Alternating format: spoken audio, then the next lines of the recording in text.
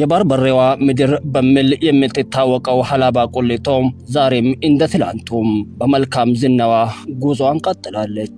በተለይም ከለውጡ ወዲህ የመጡ እድሎችን በመጠቀም በህዝቦቿና በልማት ወዳጆቿ በመንግስትና በልማት አጋሮቿ የጋራ ጥረት የእድገት ግስጋሴዋ ተጠናክሮ ቀጥሏል።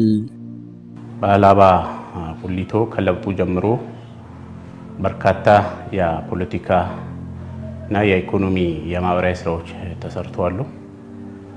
ከነዛ አንፃር ስናይ አንዱ የፖለቲካ ስራዎቻችን ስናይ ከተማ አስተዳደሩን ከነበረበት ፈርጅ ከፍ የማድረግ ስራ ነው።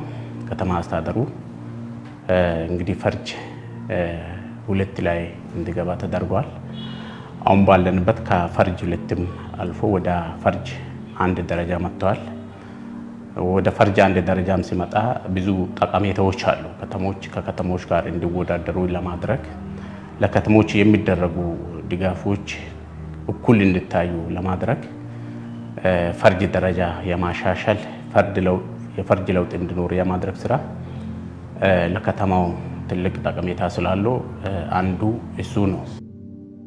በከተማዋ እየተሰሩ ያሉ የመሰረተ ልማት ስራዎች ለከተማዋ እድገት ትልቅ አበርክቶ ያላቸው ሲሆን በዘርፉም ትልቅ ስኬት እየተመዘገበ ይገኛል። ሌላው ከዚህ ጋር ታይዞ ለህዝብ እንደ ከተማ የሚያስፈልገው ትልቁ የውሃ ስራው ነው። የውሃን ስራ ስናይ የውሃ ችግሮች በሰፊ ይታያሉ። እንደ ከተማ አስተዳደር ቀጣይም መሰራት ያለበት ስራ ነው። እንግዲህ ውሃ እንደ ሀላባ ብዙ ችግር ውሃ አጠር አካባቢ በሚል ከሚታወቁ አካባቢዎች አንዱ ነውና የዚህን የውሃን ችግር ለመቅረፍ በርካታ ስራዎች ተሰርተዋል። እነዚህ ችግሮችን ለመቅረፍ የመጀመሪያ የውስጥ አቅምን መጠቀም ነው።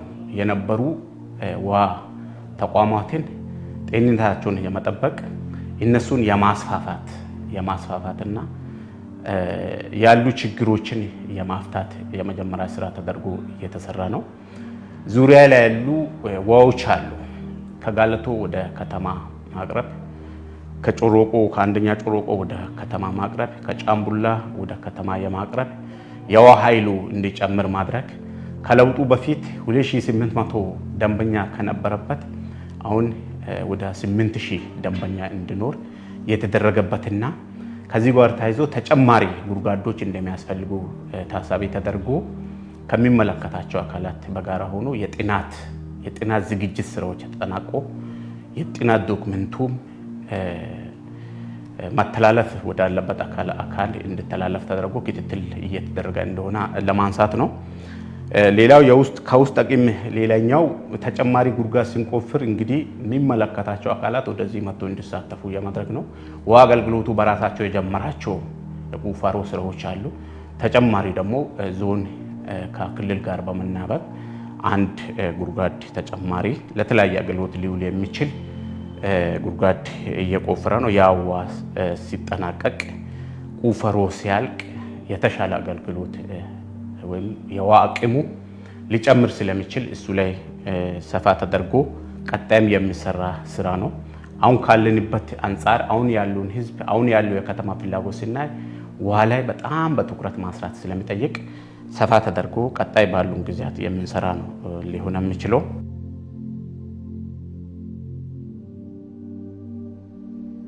መንገድ ከፍታ ስራዎችን 272 መንገዶችን የመክፈት ስራ ተሰርተዋል። ከለውጡ ወዲህ 272 መንገድ ሲባል 192 ኪሎ ሜትር ውስጥ ለውስጥ መንገዶችን መክፈት ስራ ተሰርቷል። ከነዛ መንገዶች ደግሞ ጠረጋ ተደርጎ የተወሰነ ሴሌክት ማቴሪያል ተጨምሮበት ጠረጋ የተደረገው 48 ኪሎ ሜትር የጠረጉ መንገዶች ቢያንስ የተሻሻሉ መንገዶች ማድረስ ተችሏል። 32 መንገድ ደግሞ 32 ኪሎ ሜትር መንገድ ጠጠር ከዛም የተሻለ ደረጃ የተወሰነ ጠጠር ያለበት ጠጠር መንገድ በሚባል ደረጃ 32 ኪሎ ሜትር መንገድ የተሰራበት ሁኔታ ነው ያለው። ከዛም ቀጥሎ ምናልባት ከኮብልስቶን ጌጠኛ ድንጋይ የሚላቸው 18 ኪሎ ሜትር ከለውጡ ወዲህ ጌጠኛ ድንጋይ ወይም ኮብልስቶን መንገዶችን መስራት ተችሏል በከተማ መዘጋጃ። ከዛ ቀጥሎ ምናልባት ማብራት ዝርጋታ ነው። የማብራት ዝርጋታ ያው ብዙ ጊዜ ከማብራት ጋር ተያይዞ የህዝቡ ፍላጎት ከተማ ባደገ ቁጥር አንዱ እንደ መሰረተ ልማት በጣም አስፈላጊ የማብራት ዝርጋታ ነው። ውስጥ ለውስጥ ከተማ ውስጥ ከለውጥ ወዲህ 32 ኪሎ ሜትር ማብራት ዝርጋታ የተደረገ ሲሆን በዚህ ህብረተሰቡ ተጠቃሚ ማድረግ ተችሏል። በዘንድሮ ዓመት ብቻ ወደ 12 ኪሎ ሜትር የሚሸፍን 5 ትራንስፎርመርና 12 ኪሎ ሜትር ማብራት ዝርጋታ በዘንድሮ ዓመት ማድረግ ተችሏል። በዚህ ከቀጠል ያው በቅርብ ጊዜ ውስጥ ከመሰረተ ልማት አንፃር ከማብራት ጋር ያሉ ችግሮችን ለመፍታት ጥረት እየተደረገ ያለበት ሁኔታ ነው ያለው።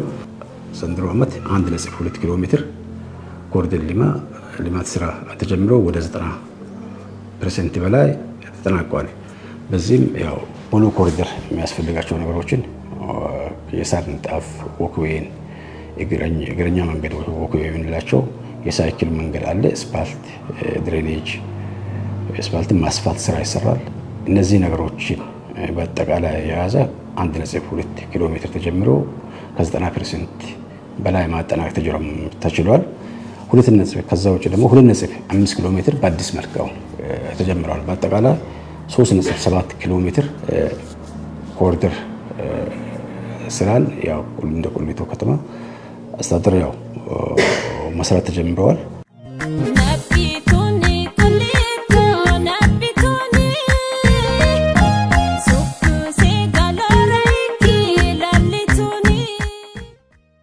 የከተማዋን አገልግሎት አሰጣጥ ለማዘመንም በርካታ ስራዎች ተከናውነዋል። ከአገልግሎቶች አንፃር ሌሎቹ ትኩረት ተሰጥቶ መስራት አለባቸው። ከተማ በራሱ ብዙ የሚፈልጋቸው ጉዳዮች አሉ። ቅድም የምናነሳቸው የተለያዩ መሰረተ ልማቶች ሲሰሩ ማሽኖች ያስፈልጋሉ። ለዚህ ለመንገድ የሆኑ ማሽኖች ተገዝተዋል። ከዞን ጋር በጋራ በመሆን ከተማ የራሱን አስተዋጽኦ በማድረግ የተለያዩ ለመንገድ ስራ ሊሆኑ የሚችሉ ማሽኖች ተገዝቶ በልማት ማህበሩ እንዲተዳደር የተደረገበት ሂደቶች አሉ። የቄራ መኪናዎች የክርስቲያን የሙስሊም በምን የቄራ አገልግሎት ሊሰጡ የሚችሉ መኪናዎች እንዲሁም ከተማ ውስጥ ያሉ አረንጓዴ ልማትን በጋ አካባቢ ችግር እንዳይደርስባቸው ውሃ የሚያጠጥ አንድ መኪና የተገዘበት ሂደቶች ናቸው አሉት። እነዚህ መኪናዎች ቀላል አይደሉም። በጣም በብዙ ሚሊዮን ብር የተገዙት ናቸው። ለከተማው አሁን ሰፋ ያለ ለከተማው ብቻ አይደለም ሌሎች ማህበራዊ ጉዳዮችም ካሉ ቀረብ እያሉ አገልግሎት እንደየአስፈላጊነቱ እየሰጡ ያሉበት ሂደት አለ። ከዚህ ጋር ተያያዥነት ያለው እንግዲህ ትልቁ የዚህ የእሳት ማጥፊያ መከላከያ መኪና ነው። እሱም በዚህ በለውጡ የተገዛ ነው፣ በውስጥ አቅም የተገዛ ነውና ይሄን እነዚህን የመሰሉ ጉዳዮችን በውስጥ አቅም በየአመቱ የሆነች ነገር እየጨመር የመጥንበት ሂደቶች ናቸው አሉት። ይሄን ለማድረግ ደግሞ የውስጥ አቅምን ማሳደግ የውስጥ ገቢን አቅምን ከፍ የማድረግ ግዴታ አለና በዚህ ልክ እየተሰራ ያለበት ሂደቶች ናቸው አሉት።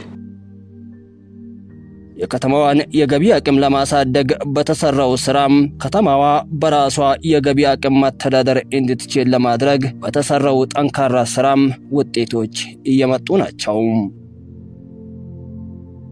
ከለውጡ በፊት የከተማችን የገቢ እድገት በጣም ዘገምተኛ ብቻ ሳይሆን መደበኛ የመንግስት ሰራተኛ ደሞዝ መክፈል የማይቻልበት ብቻ ሳይሆን ከዞን ትሬጀሪ ጥገኛ ሆኖ የነበረበት ከተማ ነው። ስለዚህ ከተማው የገቢ አቅም ፖቴንሻል አለው ተብሎ ቁርጠኛ አቋም ተወስዶ ከተማው ከትሬጀሪ እንዲወጣ የተሰራበት ሁኔታ ነው ያለው። በዚህም ከተማ ሙሉ በሙሉ ከክልልም ከዞን ትሬጀሪ ነፃ ሆኖ ራሱን በራሱ ማስተዳደር የጀመረበት እንደሆነ ለማሳየት ነው። ከዛ ባለፈ በከተማችን ውስጥ ባለፉት 5 ዓመታት ሲታይ በከፍተኛ ሁኔታ የወጪ ፍላጎት አድጓል። በከፍተኛ ሁኔታ በዛው ልክ ደግሞ የገቢ እድገቱ በየአመቱ እያደገ የመጣበት አግባብ አለ ማለት ነው። ያው አንድ ከተማ በየአመቱ አዳጊ ፍላጎቶች አሉ። እነዚህ አዳጊ ፍላጎቶችን ደግሞ በገቢ አቅም ለመሸፈን የሚደረግ ጥረት ተጠናክሮ መቀጠል ያለበት ነውና በእነዚህ ጉዳዮች ላይ የገቢ አስፈላጊነቱን በደንብ የተረዳ ተቋማዊ የሆኑ አሰራሮችን ሪፎርም ማድረግ፣ አጠቃላይ ገቢ ፖቴንሻሎችን ማስፋት፣ የታክስ ህጎችን ማሻሻልና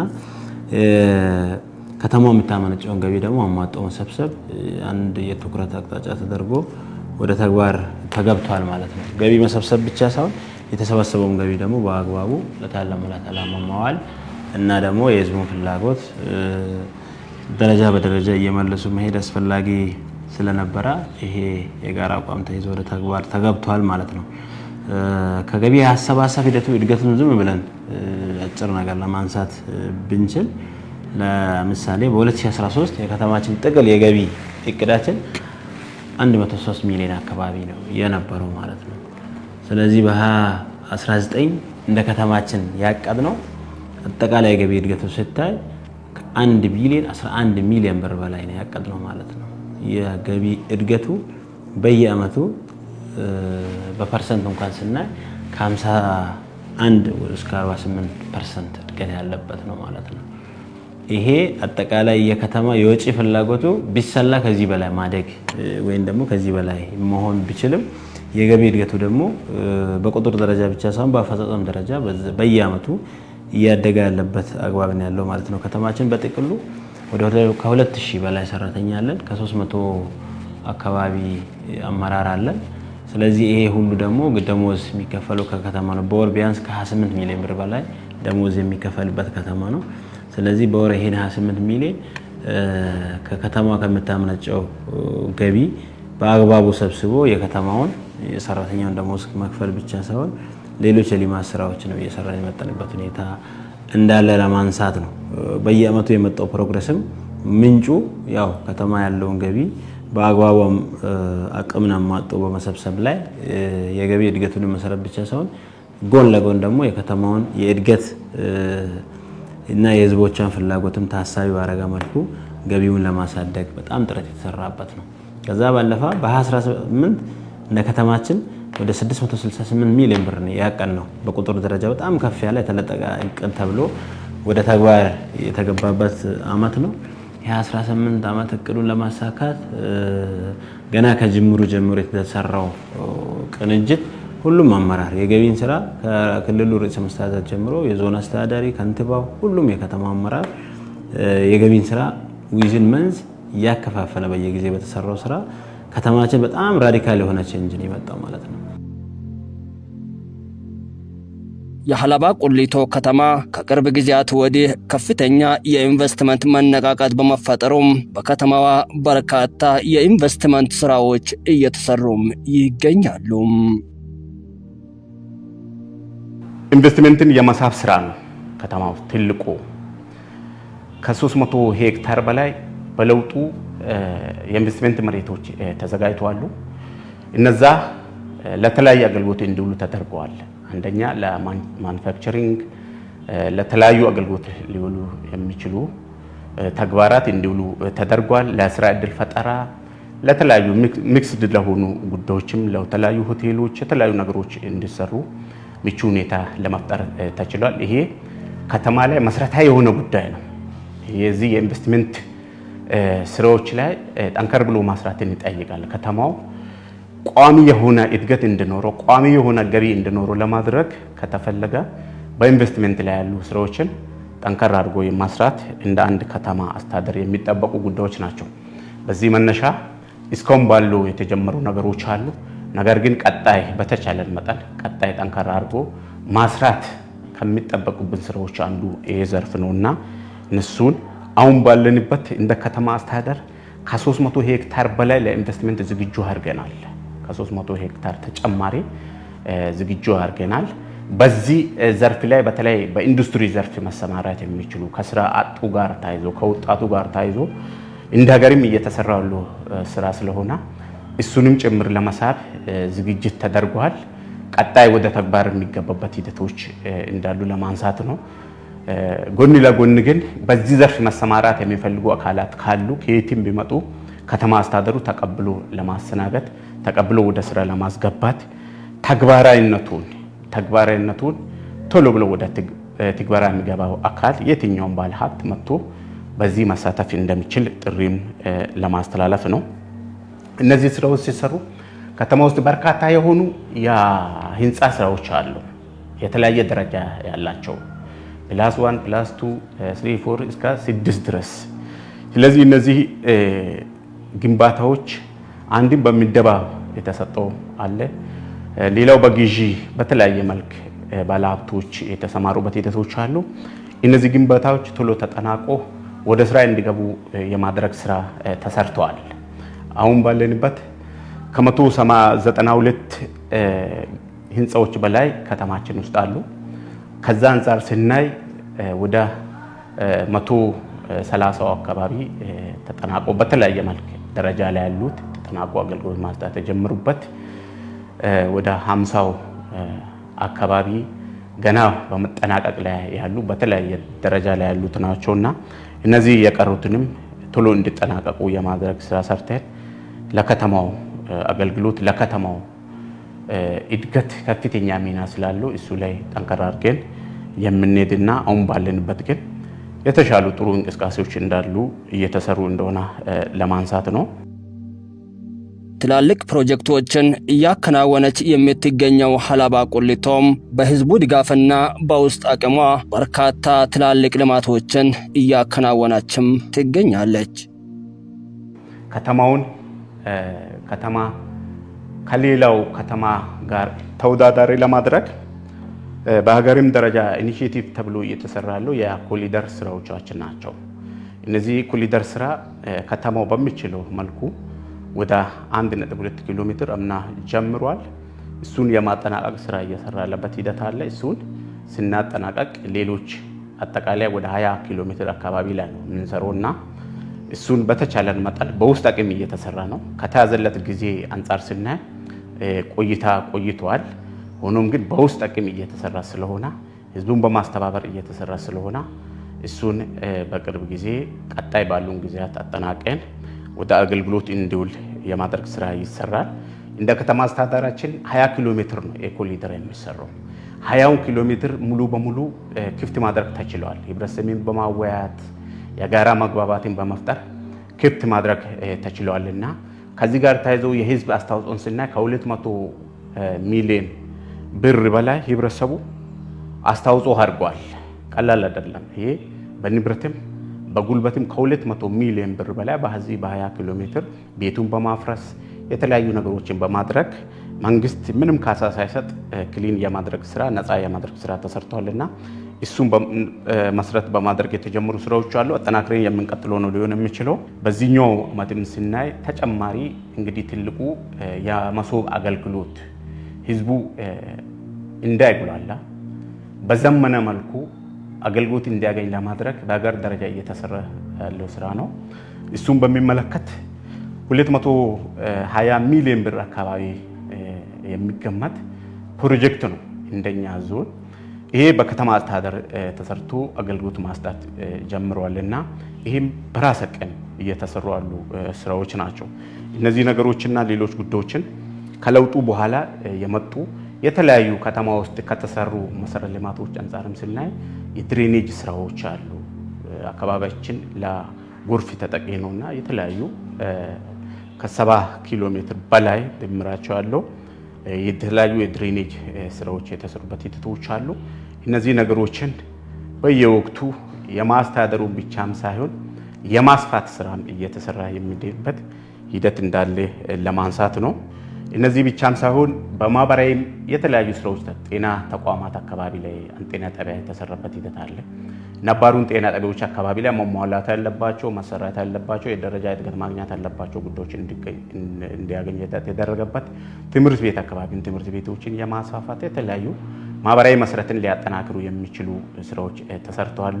ከነማው በዚህ ዓመት ከነማውን ጭምር በጣም ህዝቡ በሚፈልገው መልክ ከዞን ጋር በጋራ በመሆን በተመረው ልክ ከለውጡ በኋላ የለውጡ መንግስት ለስፖርቱ በሰጠው ልክ የዚህን የከነማውን ጭምር ከነማ ወደ ፕሪቪሌጅ እንዲገባ ለማድረግ ሲደረግ የነበረው አስተዋጽኦ ቀላል አልነበረም። ይሄ የገቢ አቅማችን ባሳደግነው ልክ ነውና እሱ ትልቁ ከተሰሩ ተግባሮች አንዱ ነው።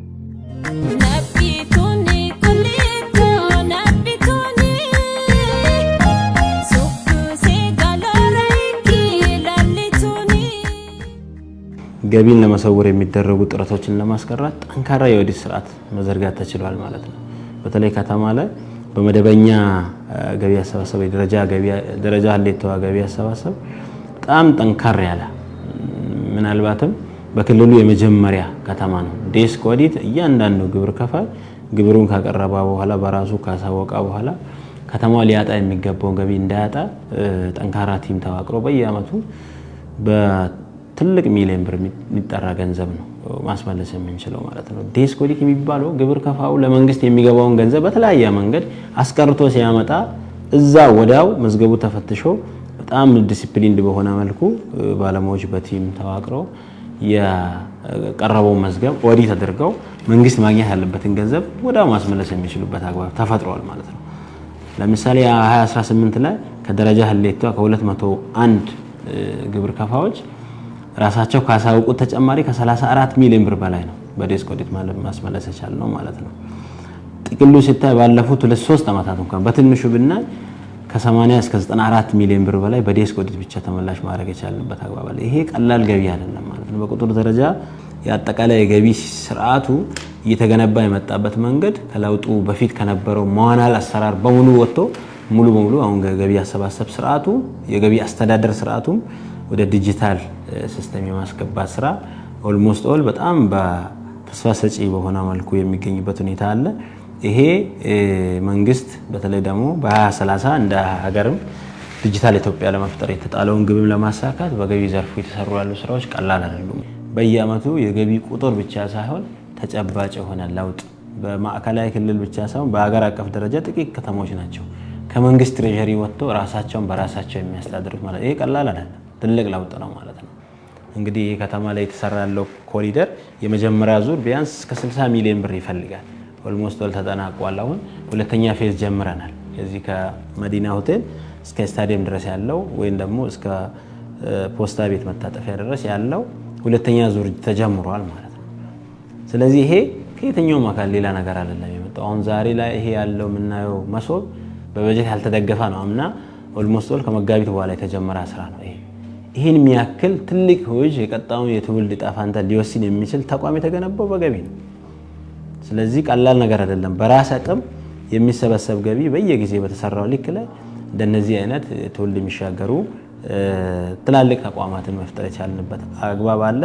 ይሄ ሲባል ደግሞ ከተማው ላይ በጣም ዘንድሮ በጣም ሴራ በዓለም በተመለከተ አይታችኋል። በዓለም ላይ ቁሊቶ ከተማ እዚህ ደምቃ የታየችው በገንዘብ በተሰበሰበው ገቢ የከተማ ልማት፣ ማብራት፣ ኤቭሪቲንግ መንገድ ያሉ ጉዳዮችን የመሳሰሉ ጉዳዮች በአግባቡ መስራት የተቻለበት አግባብ ነው ያለውና እነዚህ ነገሮች በየአመቱ ፕሮግረሳቸውን ከዚህ በላይ መሰብሰብ አለብን። ዘንድሮ ለመጀመሪያ ጊዜ ከተማችን ከ1 ቢሊዮን ብር በላይ ገቢን ያቀደው ማለት ነው። ይሄ ዝም ብለን አቀደን ምን ተወሳው ዛሬ በዚህ በአሁን ነሐሴ ላይ በነሐሴ ወር ሊሰበሰብ የሚገባ ገቢ በወር ታቅዶ በቀናት ተሸንሽኖ ለእያንዳንዱ አካል የተሰጣበት አግባብ አለ ማለት ነው። የፋይናንስ ዘርፉም በገቢ ጽሕፈት ቤት የተሰበሰበውን ገንዘብ ደሞዝን በራስ አቅም ከመክፈል ባሻገር የተለያዩ ትላልቅ ልማቶች እንዲከናወኑ በጀት የመመደብና የመከታተል ስራም በሰፊው እየሰራ ይገኛል። ወደ ደሞዝና ካፒታል ሳንል በፊት ቁሊቶ ከተማ በራሱ ገቢ መታደር ከጀመረ ከ2016 ጀምሮ እስከ 2019 የዘንድሮ 2019 የአራተኛ በጀት ዓመታችን ይዘናል። ከዚህ ጋር ተያይዞ ትልቁ የበጀት ወጪያችን ስናይ ደሞዝ ላይ ነው። እንደ ሀገር አቀፍም ኑሮ መሻሻያ እና ደሞዝ ጭማሪ በየአመቱ የተጨመረው ከ17 ጀምሮ የተጨመረው የደሞዝ ጭማሪ ትልቁ የሰብአዊ ወጪ እንደ ከተማ አስተዳደር ከምናገኘው ገቢ አብዛኛው ከቨር የሚያደርግልን ወይ ደግሞ ወስቶ ደሞዝ ነው። ከዚህ ጋር ተያይዞ ደሞዝ ምናልባት እንደ ከተማ አስተዳደር ሀብቲን በቁጠባ በመምራት አንድም ሰራተኛ የደሞዝ ኮምፕሌንስ ሳያስነሳ በየወሩ በስርዓቱ ደሞዝ የተከፈለ ሌሎች የልማት ስራዎችን ተደራሽ ለማድረግ ጥረት ተደርጓል።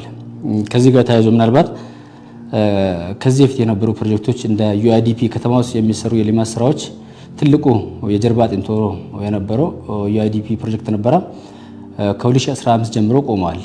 እስካሁን ድረስ ያሉ የከተማ የሚታያቸው ፕሮጀክቶች ሀገራዊ ኢኒሼቲቮችን ጨምሮ የተሰሩ ያሉት በውስጥ ገቢ አቅም ነው። ያው ያ ሁሉ ፕሮጀክት ሲሰራ የሰብአዊ ጉዳዩንም እያስኬድን አቅም በፈቀደ መጠን ደግሞ የፕሮጀክት ስራዎችንም እያስኬድን ለምሳሌ የመሶብን ብትወስዱ የሀገራዊ ኢኒሼቲቭ የጠቅላይ ሚኒስትራችን ኢኒሼቲቭ ነው። በ2018 የተጀመረው በአጭር ጊዜ ውስጥ ለምርቃት ያበቃው ወደ 220 ሚሊዮን አካባቢ ነው። ከዛ ውስጥ ቀሪ ክፍያዎች አሉ።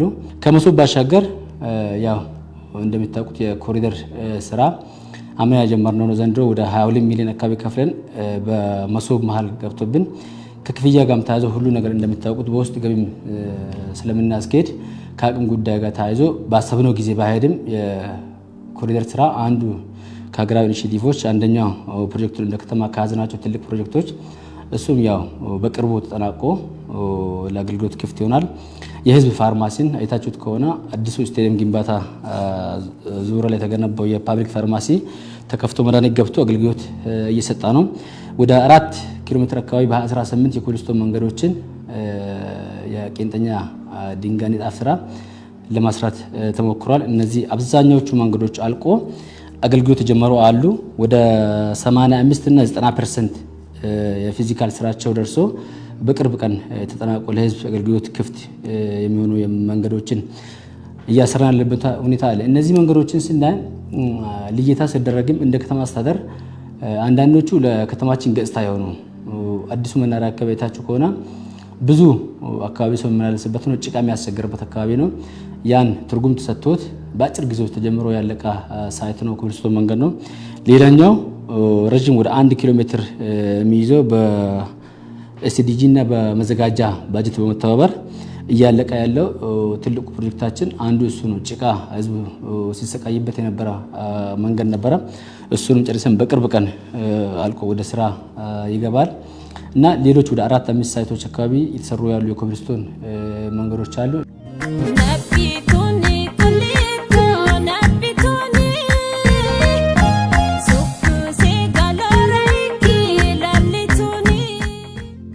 ከነማው በዚህ ዓመት ከነማውን ጭምር በጣም ህዝቡ በሚፈልገው መልክ ከዞን ጋር በጋራ በመሆን በተመረው ልክ ከለውጡ በኋላ የለውጡ መንግስት ለስፖርቱ በሰጠው ልክ የዚህን የከነማውን ጭምር ከነማ ወደ ፕሪሚየር እንዲገባ ለማድረግ ሲደረግ የነበረው አስተዋጽኦ ቀላል አልነበረም። ይሄ የገቢ አቅማችን ባሳደግነው ልክ ነውና እሱ ትልቁ ከተሰሩ ተግባሮች አንዱ ነው።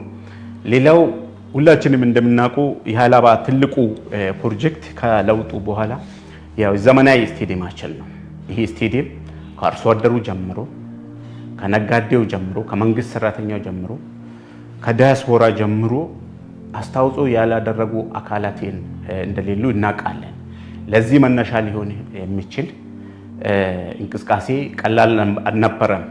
ይሄን ለማምራት የከተማውን እድገት ከፍ ለማድረግ በዞን ደረጃ የተደረገው እንቅስቃሴ ቀላል ነገር አልነበረም። ምክንያቱም ጊዜ ሰጥቶ ትኩረት ተሰጥቶበት ሲደረግ የነበረው ሲመረበት የነበረው አግባብ በጣም ውጤታማ ሊያደርገን ችሏል። ውጤታማ ብቻ አይደለም፣ ሌሎችም ጭምር እንዲማሩበት አድርጓል። ስለዚህ ይህ ፕሮጀክት ታስቦበት እቅድ ታቅዶ የተሰራ ነውና ለዚህ ፕሮጀክት በነገራችን ላይ የሀላባ ህዝብ የሀላባ አመራር በዞን ደረጃ ያሉ የዞን አስተዳዳሪዎቻችን ጭምር የዞን አስተዳዳሪን ጨምሮ በሁሉም አካባቢ ያሉ አካላት መመዝገን አለባቸው። ፕሮጀክት ነው የከተማ እድገቱን በጣም ከፍ ያረጋ ብቻም ሳይሆን በጣም አድካሚ ሊሆን ይችላል ስራው።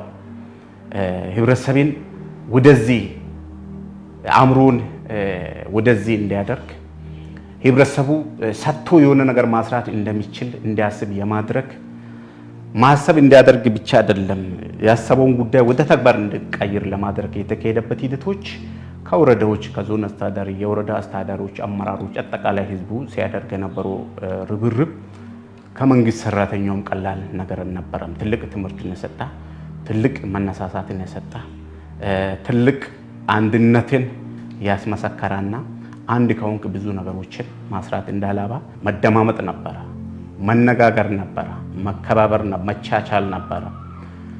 ወደ ተግባር ሁሉም የራሱን የሆነ ተግባርና ኃላፊነት ሲወጣ የነበረበት ሂደቶች ናቸው አሉት።